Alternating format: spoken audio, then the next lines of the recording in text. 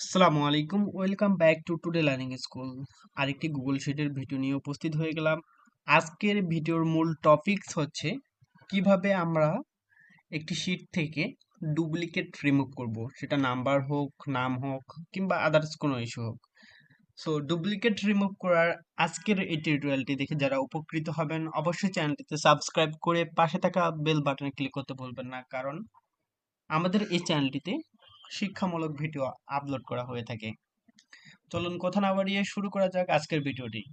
প্রথমেই আমরা গুগল শিটে চলে যাব। গুগল শিটে আমি একটি লিস্ট করে রেখেছি যাতে ভিডিওটি দীর্ঘ না হয়।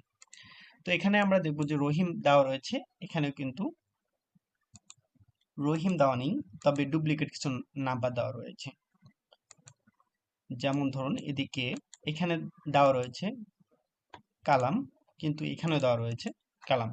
তো আমরা এই যে এই এইচ নাম্বার যে কলামটা রয়েছে, এই কলামটা থেকে কিভাবে ডুপ্লিকেট গুলোকে রিমুভ করব খুব সহজে। প্রথমে আমরা এই ডটটাকে এই কলামটাকে সিলেক্ট করব। কলামটাকে সিলেক্ট করে ডাটা অপশনে আসব। ডাটা অপশনে এসে ডাটা ক্লিন আপে ক্লিক কার্সর নিয়ে আসলে এখানে সাইটে আরো তিনটি অপশন সাজেস্ট করবে। এখান থেকে আমাদের রিমুভ ডুপ্লিকেটসে ক্লিক করতে হবে। এখন আমাকে যেটি বলছে যে 14 নম্বর রয়ের 1 নম্বর কলাম সিলেক্ট করেছি।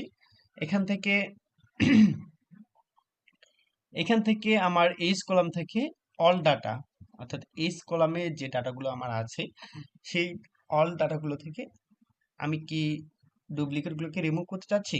যদি রিমুভ করতে চাই সেক্ষেত্রে রিমুভ ডুপ্লিকেট করে ওকে বাটনে ক্লিক করার আগে এখানে যে জিনিসটা দেখাচ্ছে 4টা ডুপ্লিকেট রয়েছে, ঠিক আছে। আর ইউনিক হচ্ছে 9টি, অর্থাৎ 13টির মধ্যে 4টি ডুপ্লিকেট রয়েছে, ইউনিক ডাটা হচ্ছে 9টি। এখন আমরা যদি ওকে বাটনে ক্লিক করি তাহলে আমাদের এই যে ইউনিক ডাটাগুলো, অর্থাৎ এই ডাটাগুলোতে কোনো ডুপ্লিকেট ডাটা নেই। আর আগের যে ডাটাগুলো ছিল এই ডাটাগুলোতে কিন্তু ডুপ্লিকেট ডাটা ছিল। তো এভাবেই আমরা খুব সহজে যে কোনো কলামের ডুপ্লিকেট রিমুভ করতে পারি খুব সহজেই। আজকে আমরা শিখলাম ডুপ্লিকেট রিমুভ করা। অন্য আরেকটি ক্লাসে নতুন কোনো ভিডিও নিয়ে উপস্থিত হব।